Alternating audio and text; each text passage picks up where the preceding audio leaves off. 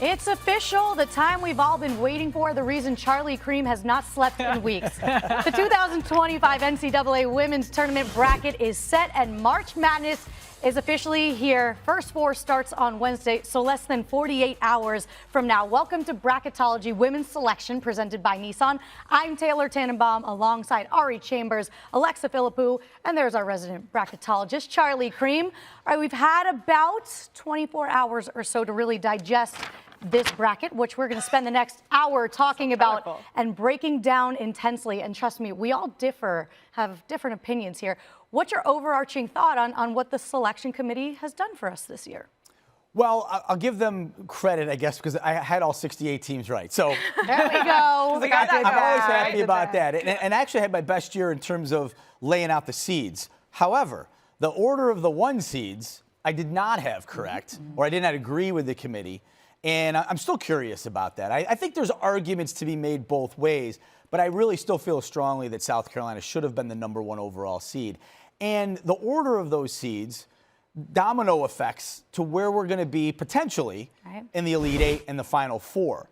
And we like to see different matchups, and we're going to see potentially a lot of the same matchups, unfortunately, the way the one seeds were laid out. Yeah, well, you weren't the only one who was surprised, or some coaches might have been more on the upset side or felt disrespected. So, I mean, of course, coaches are always going to think really highly of their team and of their team's resume. But I'm really excited to see exactly how that all lines up, because we do feel like we've talked about for the last few weeks. It feels like most of those the one seed teams, and then maybe a few of the twos, are really the contenders. So how that actually shakes out now that we actually see the matchups and the pairings is going to be such a joy to figure out. It is interesting that we had all these coaches of #1 seeded teams.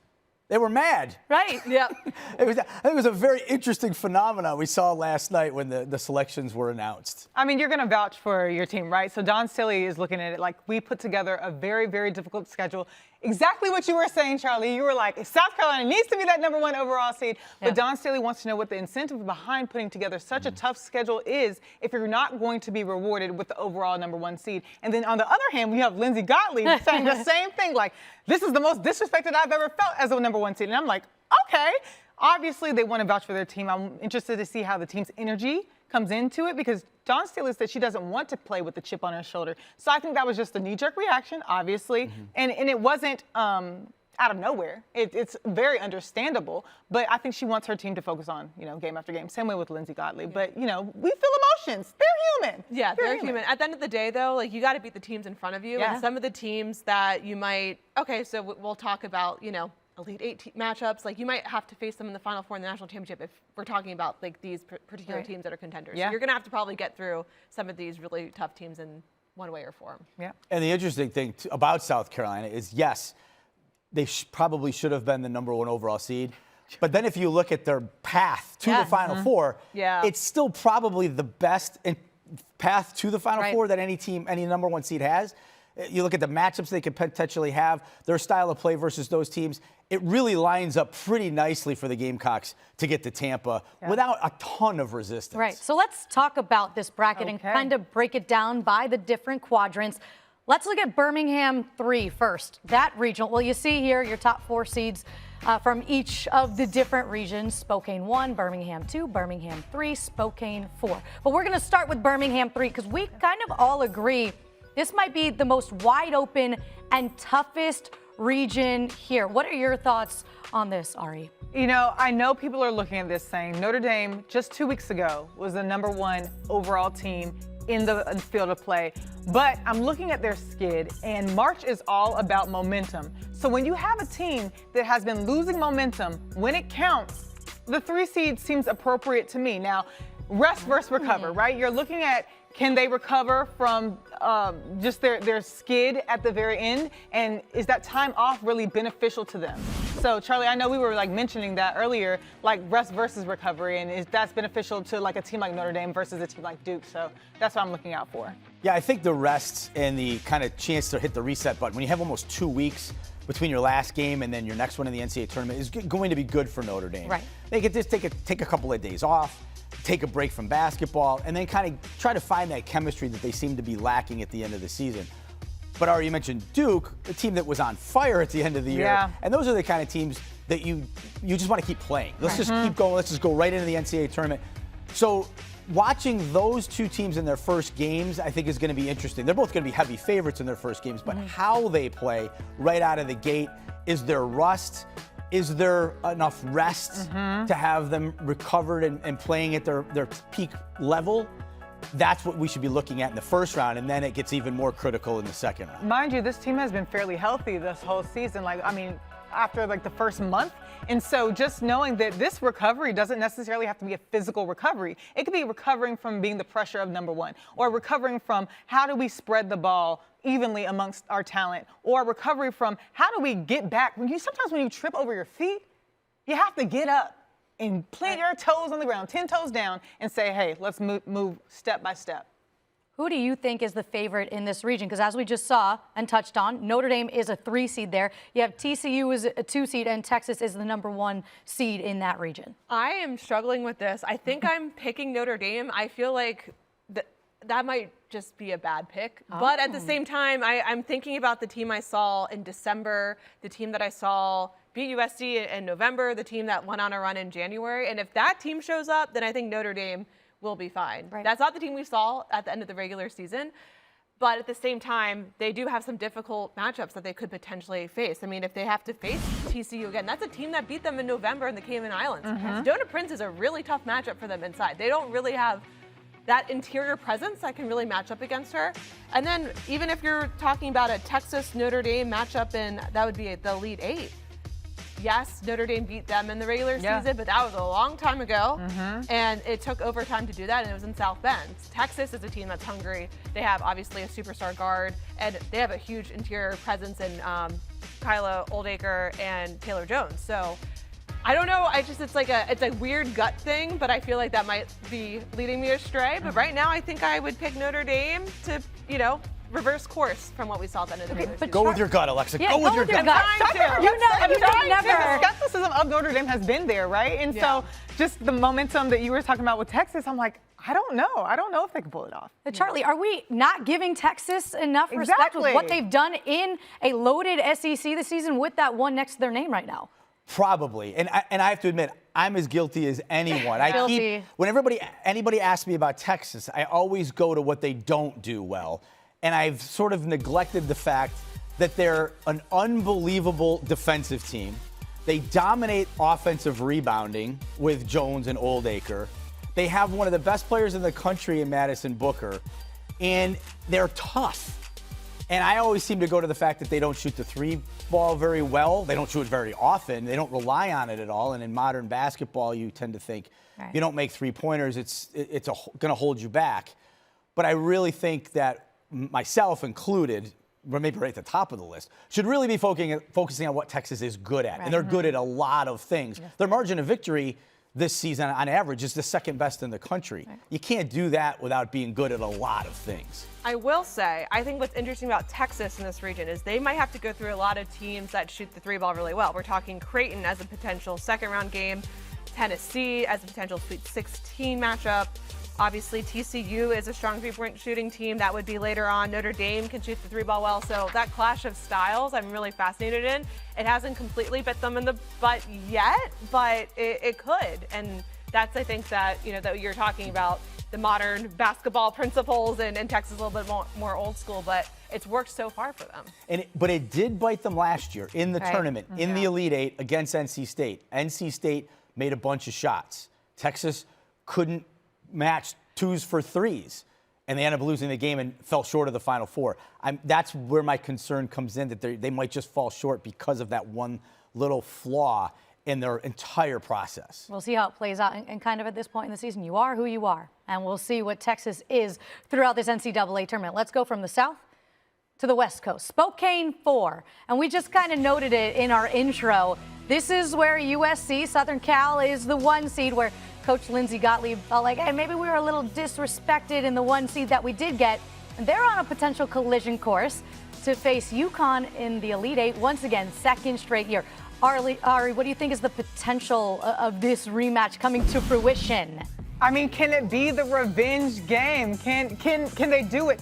But I'm looking at two of the best players in the country, Juju Watkins and Paige Becker. Let's go. How they rise to the occasion. This is what March is all about. This is nothing but cinema. But looking at Connecticut, finally we got our healthy trio in Paige, Azzi, and Sarah Strong. We've been watching them all season, and we know they play their best basketball when they're all on the floor together. So I'm looking to see how UConn shows up, and we will see a UConn that will show up with all three of them in tandem. Yeah, and I think it's important to note that first matchup from earlier this year, Azzi Fudd was coming back from her knee injury. She only played 8 minutes. Kennedy Smith, you could also say she was coming back from her own, I think it was an undisclosed injury. So that was her first game back. So maybe neither team was at quote unquote full strength. But this version of a UConn team with that trio, we saw what they could do against South Carolina on the road. And if that team shows up, then that's a team that could win it all in March. It is just a shame. We talked about South Carolina's position as not being the #1 overall seed. I think this is a little bit of a shame that we're going to get potentially Juju Watkins and USC against Paige Beckers and UConn before the Final Four. One of those players will not be in Tampa. Well, at least not playing in Tampa. It's criminal, Charlie. It's criminal. They'll probably both be there accepting a bunch of awards. Straight to jail. But it's one of those things, too, that I know the committee, and I respect them for this, they kept it down the line as best they could with the S-curve and the ranking of the 1 through 68 that they had, and they kept the bracket as balanced based on that. But there's the other element to this, and this is still an entertainment product, and there's a couple of things they could have done that wouldn't have really been outrageous in terms of the S-curve and the ranking, and separated UConn and USC, and separated a potential Final Four of USC and UCLA on one side, South Carolina and Texas on the other side, playing each other for a fourth time. Right. Of course, this all has to play out throughout the tournament. We have to get chalk in order for that to happen. Exactly. But this is what we do, right? We anticipate, we prognosticate, and we try to see through the looking glass of what's going to happen down the road. The first person who would tell us, quit talking about the Elite Eight, we have one game to play, and that's against Arkansas State, is the head coach of the Huskies in Geno Auriemma, who has been to more tournaments, 36 of them straight now. He's won more championships than anyone else with 11. Coach, thank you so much for joining us. And I'm so glad we just said great things about your UConn team, because I saw you listening the entire time. But for you, as I mentioned, 36 straight tournaments. Over the years, Coach, what have you learned that is a must-do that you have to do in order to be successful in this tournament that you will apply with this particular team this year? Well, yeah, some years are it's easier said than done.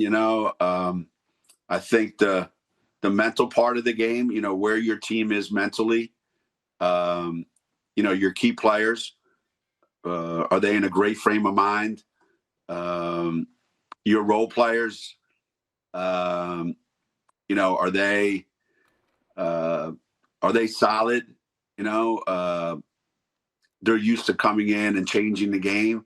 Are they okay with, being able to do that, in these high stakes games, where they may not be getting as many minutes, so I think the mental part of it is what separates the teams that keep winning and the teams that go home early. But actual on the court stuff, I think it's the matchups. I don't care what seed you are. Doesn't matter how high a seed you are, how low a seed you are. I think if any team gets the wrong matchup that doesn't fit that other team for whatever reason, that's where the upsets happen. Coach, I'm curious. You mentioned key players. The key player, Paige Beckers, she's been with you for 4 years, and what I'm curious about is how do you coach her now as you're kind of approaching these final days with her, versus how you coached her as a freshman? What are some of the differences?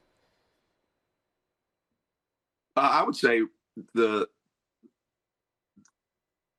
coaching is less at this time than it was as a freshman, because her freshman year, it was all new. There's an excitement and a newness to the NCAA tournament. And the fact that we were able to, go to the NCAA tournament her freshman year, go to the Final Four her freshman year, be in the bubble, which was not great. But that whole year was mostly about trying to get Paige to understand what college basketball is, what's in store down the road. Now, she knows the drill. She knows exactly what's coming, ahead of her. I think more of getting her to apply what she's learned to the other players on the floor that don't have the same level of experience. I mean, we go into this game, an NCAA tournament game on Saturday. Paige is starting. Sarah's new. Caitlin Chen is new. AZ didn't play last year. Jenna didn't play last year. It's a lot of new faces on our team. So Paige needs to help that whole process along. Yeah, and you guys split the February SEC series, losing at Tennessee, but going to Columbia and having a dominant victory. So, Coach, what did you and your team do exceptionally well that you can maybe replicate for March Madness? The hardest thing there is to do is what we did great. We made every shot we took. Oh, there's that. That tends to help. That'll do it. All right. I mean, think about this. I think South Carolina made 3 threes, and I believe we made 13 of them. So there's 30 points right there. And I mean, how often does that happen? I don't know. But when you get a team like this that does this to you, sometimes it doesn't really matter what you do. It's hard to win that game. And so that's what I look at it as. If we get into a game and somebody comes out and outscores us by that many points from the 3-point line because they just get hot and they make everything, you're gonna have a hard time winning that game. Coach, 2 of your 3 losses were before the new year. You had that loss to Tennessee, but then obviously, as you were talking about, came back and had that statement against South Carolina. But when you're talking about this team, this group, where would you say is the biggest growth area you've seen from the whole slot of players? Well, up until the last game that we played, I thought our turnovers were at a level that was really, really hard to imagine. I mean, how many assists we were getting every night as opposed to how many turnovers. I mean, there were so few turnovers. We were getting a shot every time down the floor. And that in the early part of the season, we really struggled with that part of the game. So I think making sure that we get an opportunity every time down the floor has probably been the biggest growth. We're a little more, I should say, a little more confident and a little more at ease with playing the game the way it's supposed to be played. Sometimes we get sped up and we can't function the way we want to function. So I think that's been the big thing too. We're more even keeled, and we take care of the ball better. Coach, from a human perspective, do you fill out a bracket like the rest of us, or do you just skip that part and just go straight to the X's and O's on the court? Nah, you know what? I don't even remember the last time I actually filled out a bracket. I really don't. I mean, certainly, trust me, I certainly haven't filled one out in the last 20, 25 years. Matter of fact, I don't know that I was paying that much attention to all the other brackets because until I saw our name, I really, that's kind of what I wanted to know. That's it. Who are we playing? Mm-hmm. Where are we playing? What time? Who's in our bracket? What's the potential path? Everybody else, that's for everybody that isn't coaching. That's what I figured. Do you get a lot of text messages asking for advice on what people should do with their brackets, or people kind of stay out of your way? You're trying to get them in trouble, Taylor. Yeah, no. No, they don't ask me because I think everybody's better than us. I think everybody's going to beat us, so they don't trust me. Well, Coach, we trust your team, and we are so excited to see you guys make this run in the NCAA tournament. Thank you so much for joining us. We appreciate you. Well, thank you guys, and I appreciate you having me on, and I enjoy listening to you guys. So keep up the great work. Thanks, Coach. All right, so he's got work to do. We still have work to do in breaking down this bracket because we did, in fact, make our brackets. If they will survive, nobody knows. Let's go to Spokane 1. Look at the path. They're the #1 overall seed in this entire bracket, and that is UCLA. Charlie, is there any resistance here that you see for the Bruins along the way? There is some resistance, certainly. What's interesting about UCLA is I think we've seen them play in some games and maybe not been super impressed. But then when you take the totality, they lost twice all year to the same team, another #1 seed. They took care of business everywhere else. They beat South Carolina. I know it was in November, but they still beat South Carolina, and they beat them handily. So, yes, there is resistance, but I got to give the Bruins some credit because I think maybe I haven't been, much like I was with Texas, maybe not as high on them as I should have been. But I do see an LSU or an NC State. Now, fortunately, UCLA is only going to have to play one of them if it gets that far. But I think either one of those teams could beat the Bruins in a tournament setting, certainly. You talk matchups, like Coach just said, matchups are key. What's the path, right? What's the path? That's exactly what he just said. What about in your opinion? Well, speaking of matchups, there is a matchup, the 1-4 game, if it ends up UCLA and Baylor in the Sweet 16. Aaronette Vonleh is a really strong post presence. That's probably maybe the best matchup issue that UCLA would face in terms of Lauren Betts inside. And Vonleh played so well in the Big 12 tournament. I think she had 37 points and 20 points in her last 2 outings. Baller. So I'm not sure I would pick the Bears to win, but that's just a matchup you do have to keep your eye on for sure. Yeah, that's certainly the thing you look for with UCLA is what opponents do they have that can match up with Lauren Betts? Because it's 6'7". There's not that many players in the country. There's not a lot of 6'7" running around. Yeah. It's certainly not at her skill level. But Vonleh is not 6'7", but she's big, she's physical, and she's, as you mentioned, Alexa, playing great basketball right now. So that's certainly a matchup that we can't completely overlook, which I just actually did a couple of years ago. But Alexa's right. It's something we should also pay attention to. Yes. So it's not an easy path for UCLA, but I do have them going to the Final Four, if that means anything. Okay, Ari, if UCLA is going to get to the Final Four, that means they're going to have to get through your alma mater in NC State. If we do potentially get chalk in this Spokane 1 region, it would be UCLA and it would be 2-seeded NC State in that Elite 8. What do you think is the chances the Pack get back to that spot this year? Yeah, I'm bought into anything can happen. I'm bought into the strength of NC State's backcourt. That is something that we have been looking forward to all year long between Isaiah, Sanaya, and Maddie Hayes and Zoe Brooks. They are just on fire, and when they're together, their efficiency is through the roof.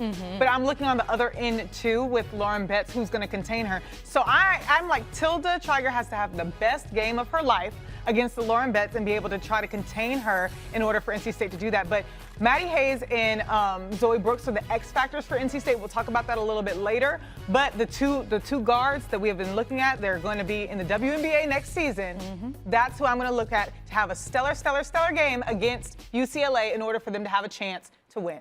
But then there's LSU in this bracket, too. Right, I know. I can't leave out the Tigers.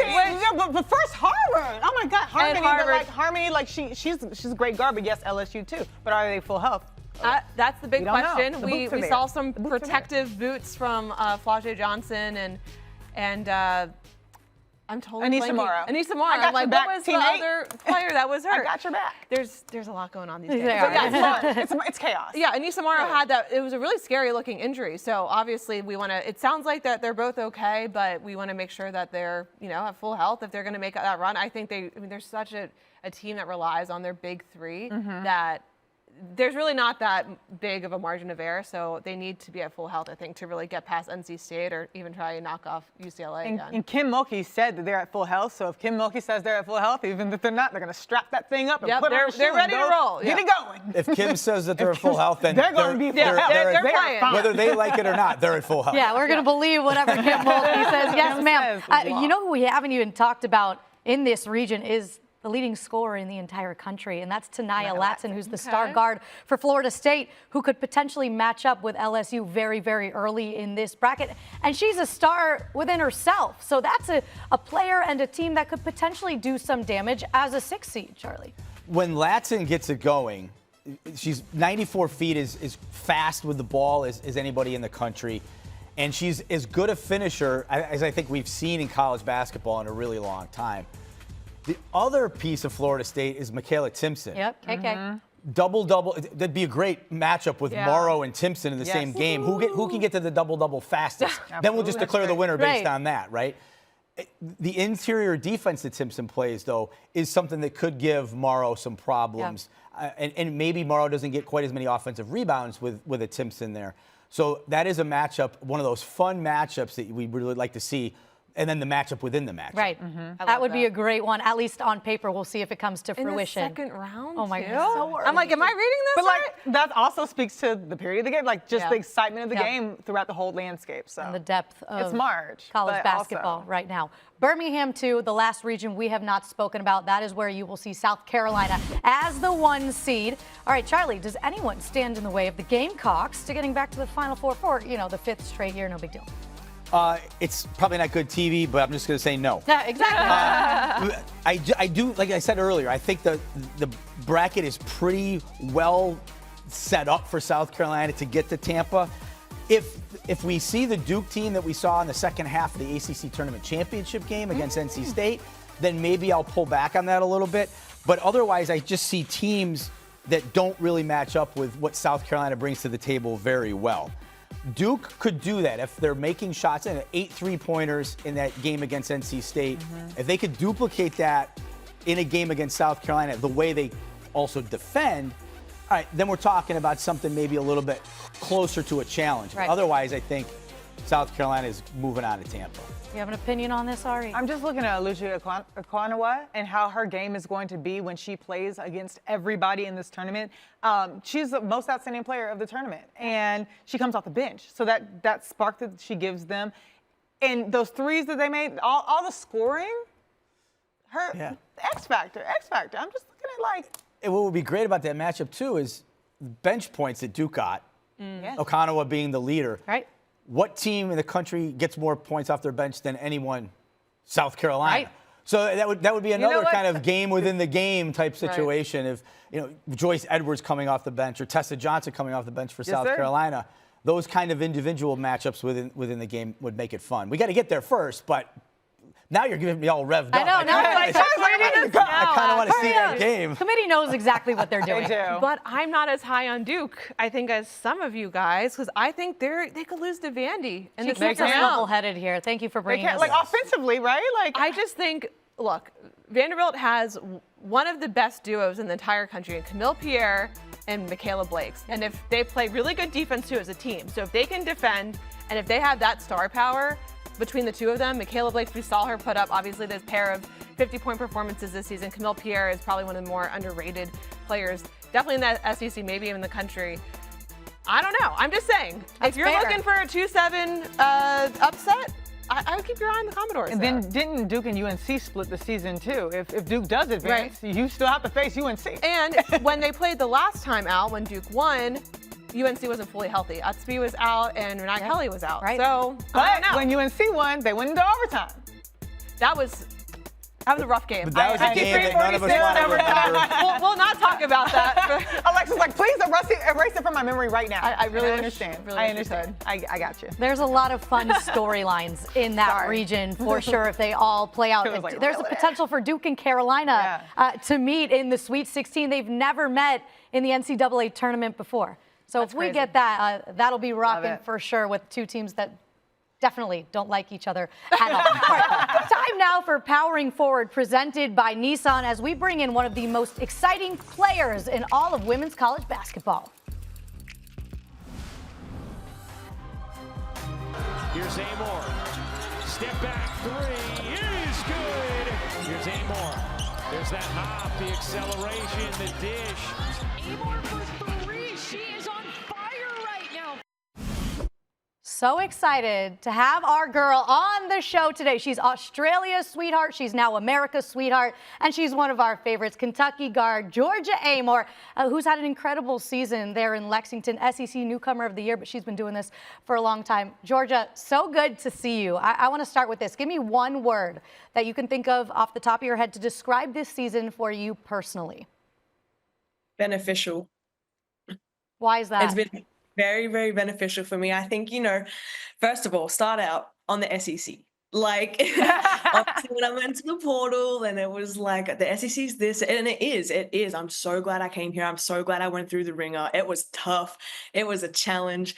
But it was exactly what I needed. The defense, the oppositions, you look at the teams in the tournament, how many are there that are in the SEC, right? And I heard it, the Vandy Duke matchup, like it's tough. Like the SEC teams are tough to play against. So it's been so beneficial for me because it was the perfect step into my future aspirations. Well, Georgia, first of all, you grew up so fast. I can't believe this. But you've had the opportunity to experience March Madness at the highest level, making the Final Four with Virginia Tech. But now you're so happy to be in the SEC, so I love that for you. But how does your experience shape your mindset going into this year with the tournament with Kentucky? Yeah, I mean, every single game this year was a battle, whether you play, at LSU. Look at my Final Four chair. Whether you play at LSU or South Carolina.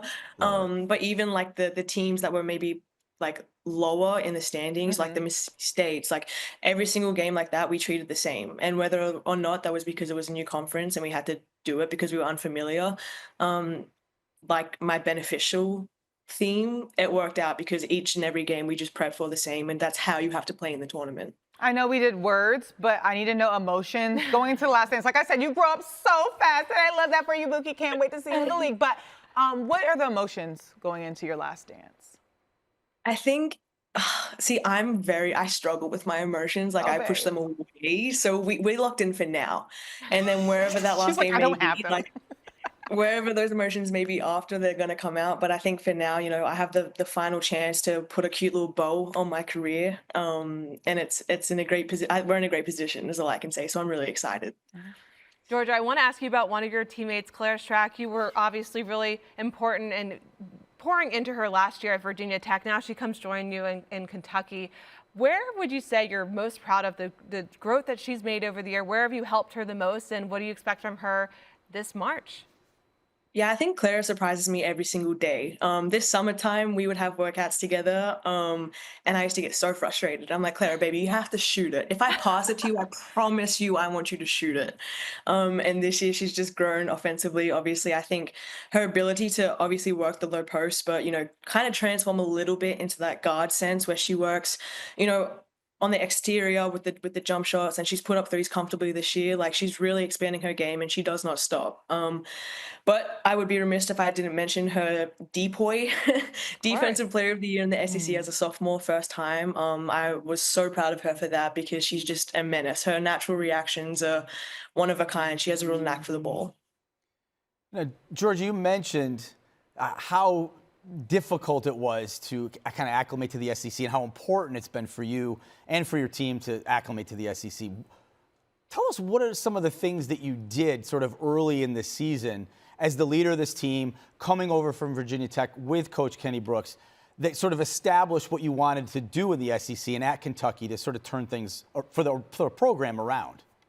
Yeah, I knew that I had a lot of responsibility to kind of be the forefront of that. I think 2 girls returned from Kentucky and we brought in 11 new girls. So when you're on the court as a point guard, to be an extension of the coach, you have to give them the ball where they want it, where they might not want it, but they need to get it. You kind of have to make them gel into this cohesive unit. So it was a lot of responsibility for me, and that was shown early in the year. I think maybe scoring-wise, aggressively for me, I was a lot laid back because I was really just trying to get everyone involved. And obviously, the more we progressed, and it evolved more during the season.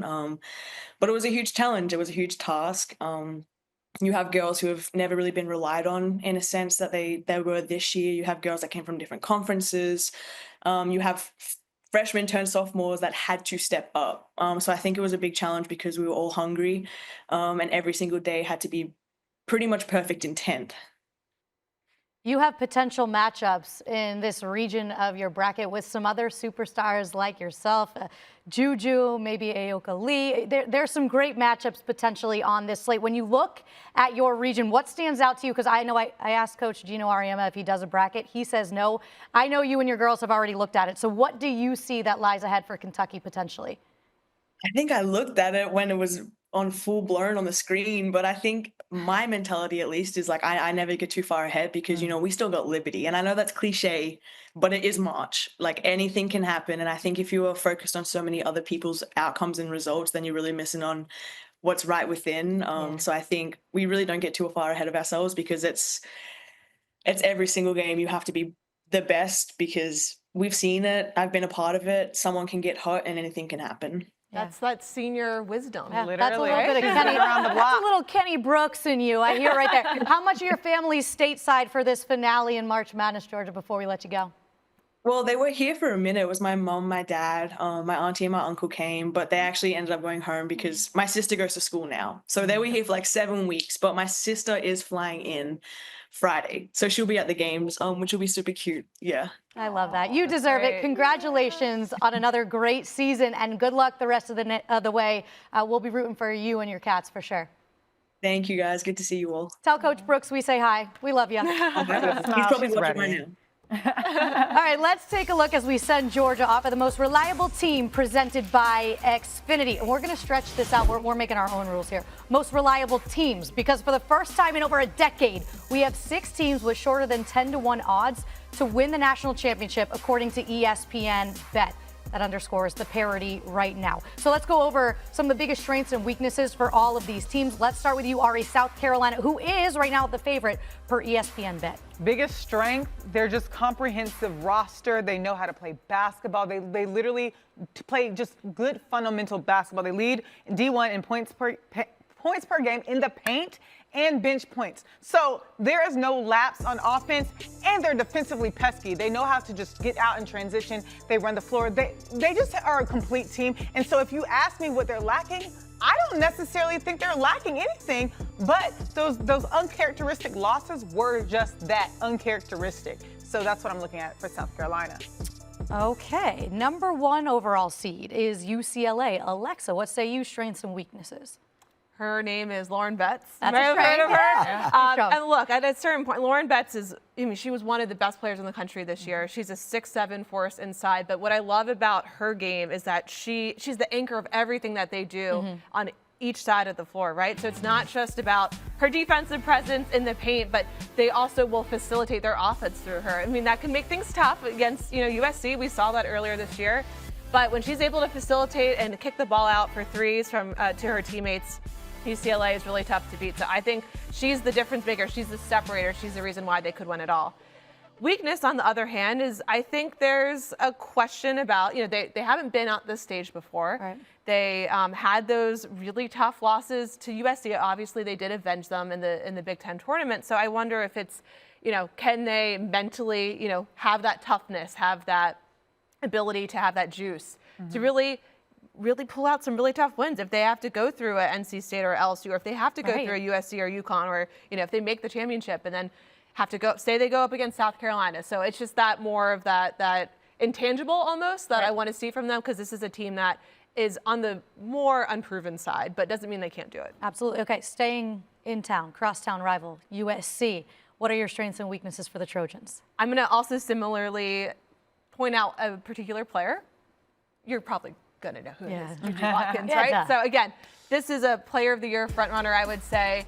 We've seen her just explode for some really incredible performances. UCLA, obviously the one that we could really point to, the one from mid-February, but she is just a matchup nightmare. And I do not envy the teams that have to prepare for her on such a short turnaround too. True. Although I know, you could probably figure out you have to prepare for her now if you're in that regional, but that's a really tough matchup for anyone. Biggest weakness is sometimes I worry that USC, if Juju's having a rough night, do they have the complementary cast, everyone firing, to really kind of make up for that? And so I will be looking out for that. I do think they've made some strides in that area. Kiki Uriafin has had some really nice games of late.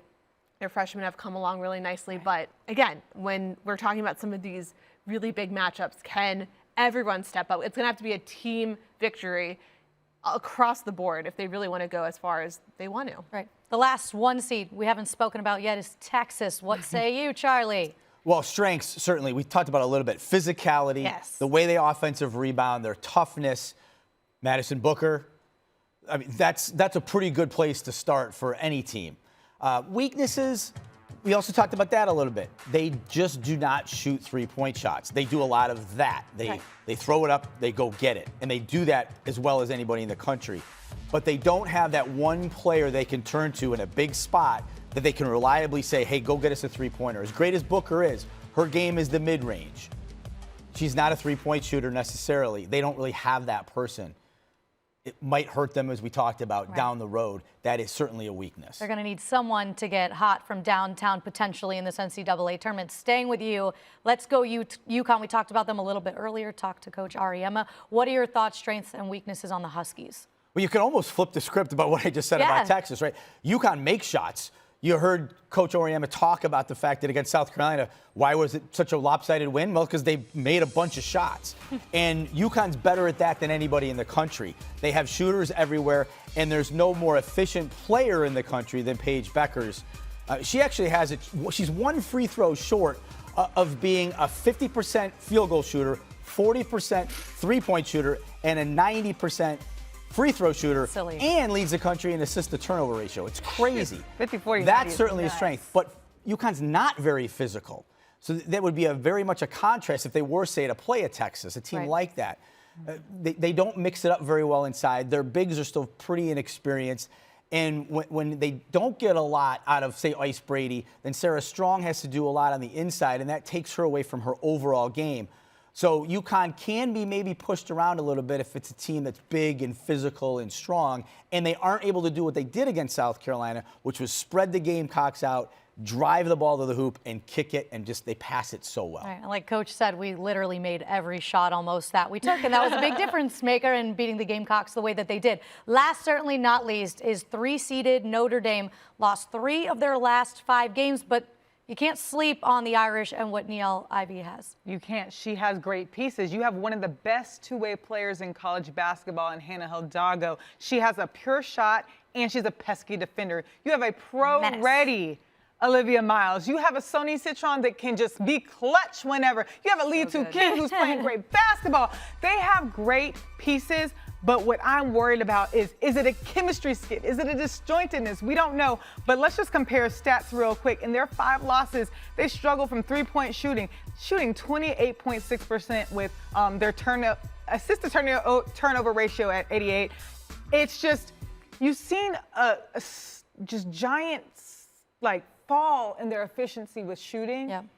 In their losses. So when their shot's not dropping, they're not winning. And that's something that Niele Ivey has to go to the board and say, hey, how can we make sure we're not forcing it? We're letting the game come to us, and we're playing Notre Dame basketball. That's what I'm looking forward to. Yes. Olivia Miles really thrived shooting the 3 for majority of this season. There was an uptick there, and then she's gotten into a little funk, so we'll see what this last week and a half and the assists, can do for them. Really quickly, their assists went down. When they're losing, they're not distributing the ball. It's just, I don't necessarily know if it's selfishness, but it's just not moving the ball in the way that they have prior to number 1. And I'm looking at the pressure since number 1. Those are the stats. And so just having that number 1 spot and really fumbling it after, can you handle the pressure of March Madness too? All right, they got experience on that team, and they have a great head coach, and obviously the caliber of that program knows exactly what it's like to try and win a national championship. Time now for Mayhem Moments presented by Allstate. Now that we've looked at the teams we think have the best shot at winning, let's look at a deeper dive on some of the teams who could maybe cause some mayhem, some chaos. Alexa, come into you first with Michigan. And we've been meeting all week talking about this bracket and who can do some things. And you continually bring up the Wolverines potentially. Why? I think this team, I mean, you have to look at the Big Ten tournament too. Yes. They crushed Maryland. Then they really gave USC a tough time. And I think their secret sauce is that they have a really great freshman core. It's the highest ranked recruiting class in program history. Everyone saw what Silas Words did in her debut when she had, I think, 27 and 12 against South Carolina, but also Olivia Olson. I mean, she's the one who was shared the Big Ten Freshman of the Year award. So It's not just a one-man show over there. And they have experience with Jordan Hobbs. She's the only remaining piece of that squad that went to the Elite Eight in 2022. So I do think they have a little bit of a tough go if they end up facing Iowa State in a 6-11 game, because they don't have a really big interior presence, and Audie Crooks is Audie Crooks. That might be a little tough, and I might regret, saying all this. But if say they go against Princeton, and then I wouldn't be shocked if they beat Notre Dame, honestly. Right. At the rate that they're playing and the way we saw Notre Dame finish the season. What about a TCU and their potential? Well, the Horned Frogs, it's a great story, really, when you think about the fact that they were picking students to come try out for the team in the middle of the year just so they could kind of get through a rough spot of their season because of all the injuries and illness and things like that. And then Mark Campbell goes out and gets Haley Van Lith in the transfer portal from LSU to add to Sedona Prince. And the way those two work the pick and roll together is kind of pro-level stuff. And then you throw in Madison Connor from 3, and this team has kind of a big 3. And they can make shots, and they've got a defensive presence in Prince. They have the ingredients. And Haley Van Lith, over her career, last year notwithstanding, is an excellent NCAA tournament player. Oh, yeah. At Louisville, she was fantastic. Her best games were in the NCAA tournament. But none of the rest of the team has a ton of NCAA tournament experience. So her leadership's going to be key. But certainly her production is going to be the most important thing. For somebody who already plays that way in March, she told us last week she feels like she's playing freer. So when you have the assets of Sedona Prince, Madison Connor, you are putting together people who are battle-tested. This is a team, again, who had tryouts. They capitalized off the transfer portal, and this is transfer portal done right. And so Haley Van Lith going into this, knowing that she's made for a moment, and she has the freedom to do what she wants because the pieces surrounding her work well together, that's a recipe for success. The one thing I feel like is holding me back about TCU a little bit on the defensive end, but also they don't have a lot of depth. They rely so much on that big 3. Right. So, on one hand, I could see, I want to say it's a dark horse Final Four run just because of the program historical context of it, not because of, their talent. But on the other hand, I'm just like, teams that rely so much on a small collection of players, it's just a smaller margin for error. How about potentially the matchup between TCU and Louisville in the second round? We thought we were going to see Haley Van Lith and LSU against Louisville in the second round last year. Louisville got bounced early in that first round. If they both win, you'll potentially see that rematch with HBL and her former team in the cards. What about on Rocky Top, Charlie, and Tennessee, what they could do, what damage they can do in this tournament? Well, Tennessee I think they're the biggest margin team in this whole tournament. This is a team with potential to make the Elite Eight, I think. They beat UConn. So obviously they're good enough to beat the best teams in the country. But they can also shoot themselves right out of games. They don't hesitate to shoot the three-pointer, and sometimes they just keep missing, and they don't have a filter to say stop shooting three-pointers because that's their style. That's what Kim Caldwell has brought to the program now, a complete change for Tennessee basketball. But you know what? It's worked pretty well, and it's a pretty exciting brand of basketball when it's done right. 5 in, 5 out, the substitutions, the fast, high-paced, the pressing. But Tennessee, as I said, big ceiling, really low floor. The shots are going to have to be dropping, or they could go out early. So March Madness is all about, baby. Their coach was saying how Tennessee really benefits from the break. They needed some time off because when you are pressing like that, when you're swapping like that, your legs can get tired. And in the way that they run the basketball is just insane. It's just the pace. We haven't really seen that style of play in a long time. And so I'm interested to see how they're going to capitalize off the rest that they have. But what really helps them is the format in the NCAA tournament, right? They potentially get it maybe an Ohio State team in the second round. Ohio State likes to press a lot too, but how much time does Ohio State's press and scheme it's not necessarily normal, but it's perhaps easier to prepare for because they've been doing it for years and years and years. Tennessee's, this is brand new, and you've got one day to go. SEC teams kind of got used to it because they were looking at tape of Tennessee all the time. Ohio State hasn't been looking at tape of Tennessee So one day to prepare for that. That's where this style of play also is a huge advantage for the Lady Vols. I agree with that, and also the substitutions, right? So I think that's a little bit of a double-edged sword in the sense of that might be harder for other teams to scout or more difficult. Right. But then also, I'm really curious, if you're in a Sweet 16 game or if you're in a second-round game where the game's on the line, like who's going to be your players out there? Like that's Kim Caldwell plays so many players, but there's only can be 5 on the floor when the games get really tough and the lights are on brighter than they've ever been. So I'm really curious to see, just because it's been more of like a democratic style of play, how that really translates to the NCAA tournament. And how about when she was hired, there were Tennessee fans who were so unsure about this style of play and what it would look like on Rocky Top. Fair. And here we are, though, enjoying every bit of it because they've been so much fun to watch. Sticking with the SEC and Vanderbilt, we touched on a little bit earlier. Why can they cause some mayhem in this NCAA tournament, Alexa? Yeah, I think it's a combination of they play really strong defense, but they also have some offensive firepower that can go off. And again, it really comes down to Michaela Blake's and who else is helping her. Can Camille Pierre get involved? Is it also Ayana Moore? She needs to have. She played well in the SEC tournament. They need to have not just a second, but a third option beyond Michaela Blake, because we've seen what she can do. But this is NCAA tournament. It's one individual can kind of only take you so far against some of these teams, especially against a team like Duke, or if they were to play someone like North Carolina down the line. So I think it's a combination of that. And then Shea Ralph, she's been in plenty of NCAA tournaments. I guess you could say she's won several championships between being a coach at UConn, being a player at UConn. So I think she'll also be able to help get her team, having the right mindset. Even though they're relatively inexperienced, she knows better than most people probably what it takes to have a deep run. It was a little bit about getting to the Final Four, I think. Just right?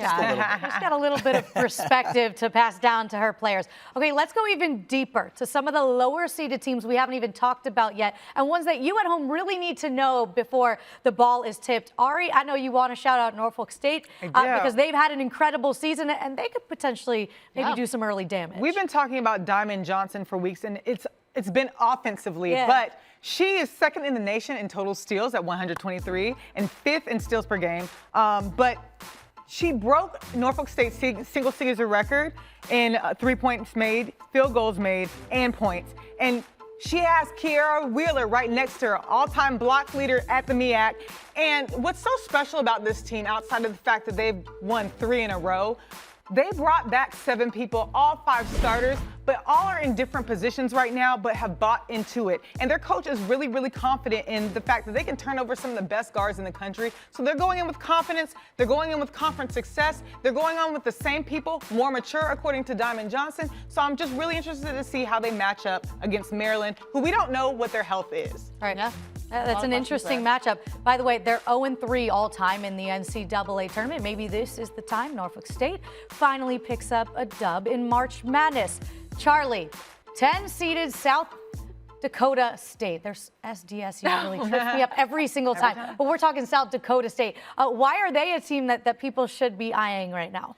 Well, perennially, the Jackrabbits have been one of the best mid-majors in the country. They schedule really well in the non-conference. They play some big Power 4 conference teams, and they usually perform pretty well. They beat Creighton earlier this year, a huge win, and they completely dominate the Summit League. So the Summit League is not one of the more highly ranked conferences, so we sort of forget about them.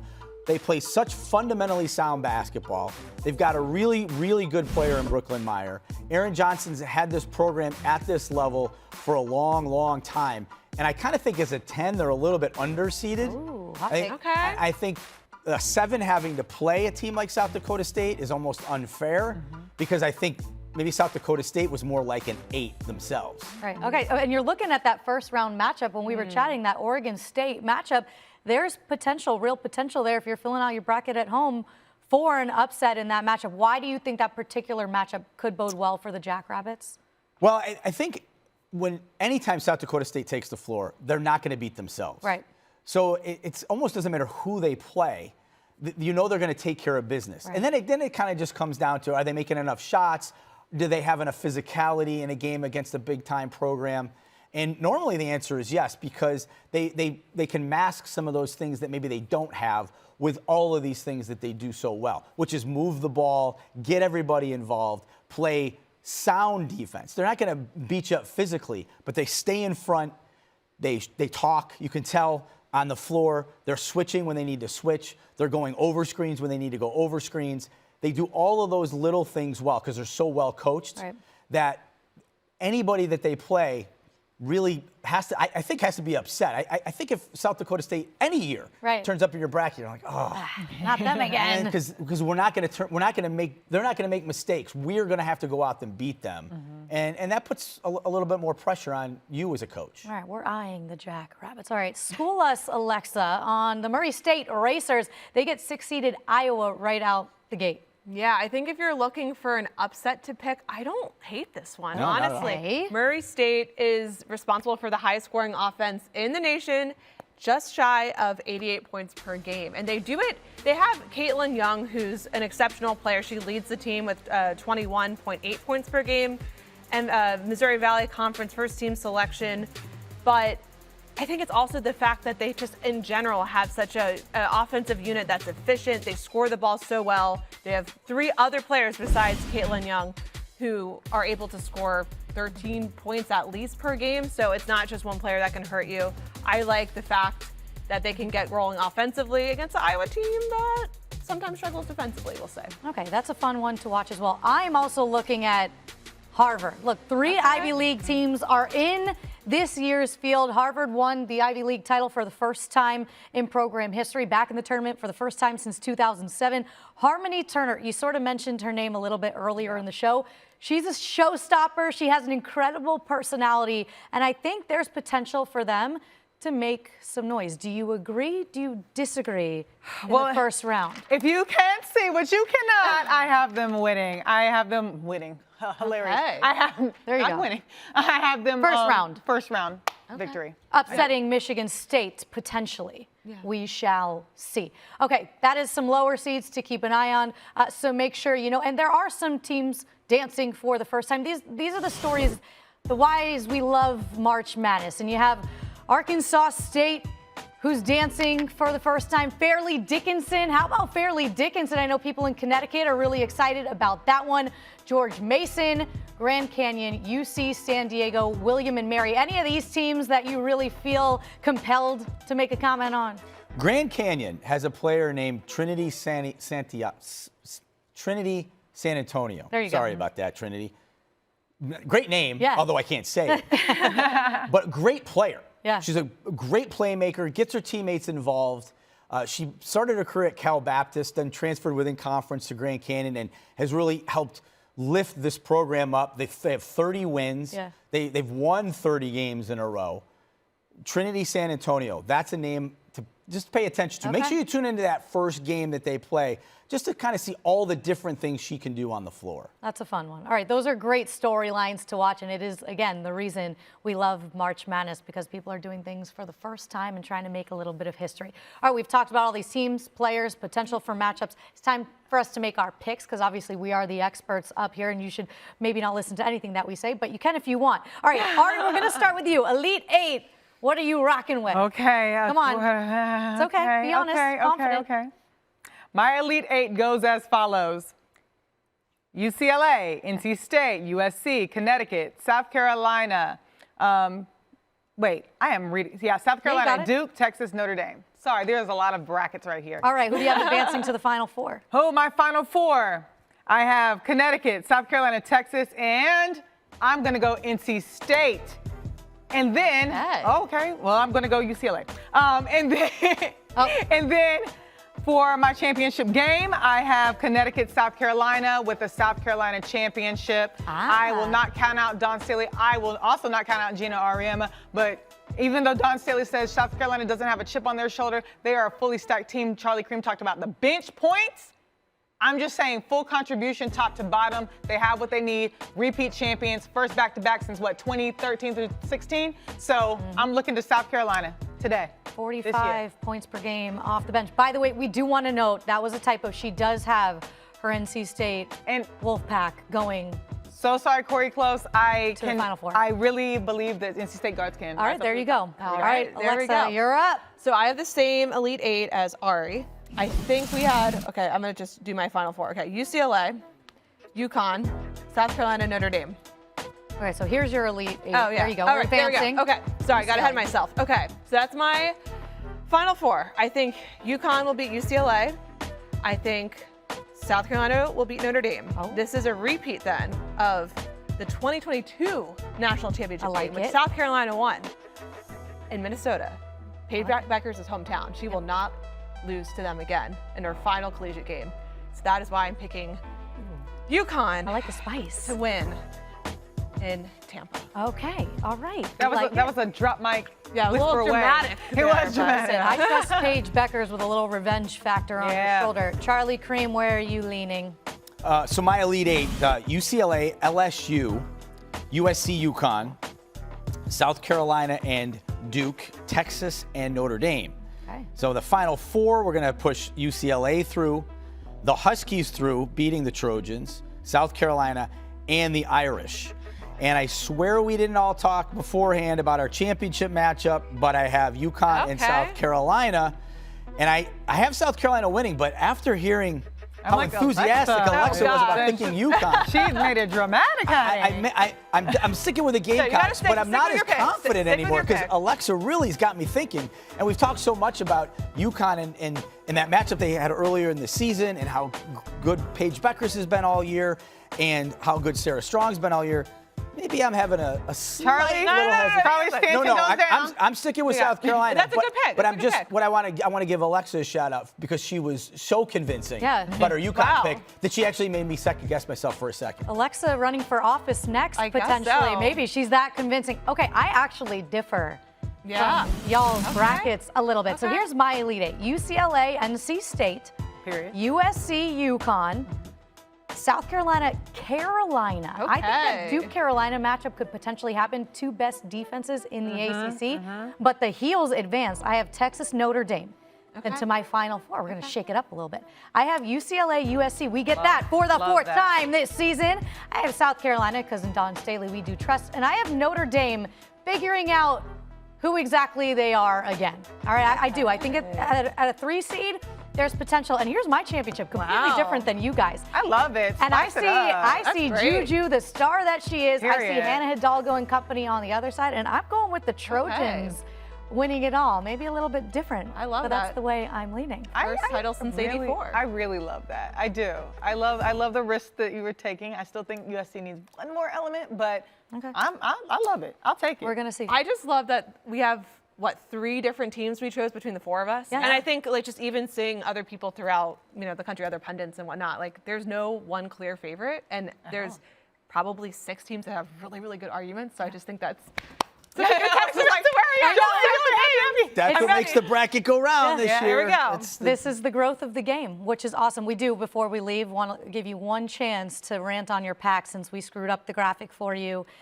Give you the can I just opportunity. read it because, like, honestly, She has a whole soliloquy I do, but not really because the X factors in Zoe Brooks and Maddie Hayes you cannot overlook. They literally. First of all, Maddie Hayes leads in net efficiency, offensive efficiency, and turnover rate on her team. And it's proven statistically when she's on the floor, the Wolfpack play cleaner, they play better, they take care of the basketball more. Both Zoe and Maddie have similar impact in reducing turnovers when they're on the floor. So if you have that 4-headed monster plus Tilda having a good game, they can make a long run in this. all right. And you got Back-to-back Wes Final Moore. Fours. That's good. Back-to-back Final Fours. Potential for that. We shall see. For Charlie, for Alexa, for Ari, I'm Taylor. Make sure you go over to ESPN, fill out those brackets, tons of tournament challenges. You can join us because we're all going to have our brackets filled out online. So get over to your ESPN app. Thanks so much for watching Bracketology Women's Selection presented by Nissan. Enjoy the tournament. It all starts on Wednesday with the first 4, and then games tip off again Friday at noon.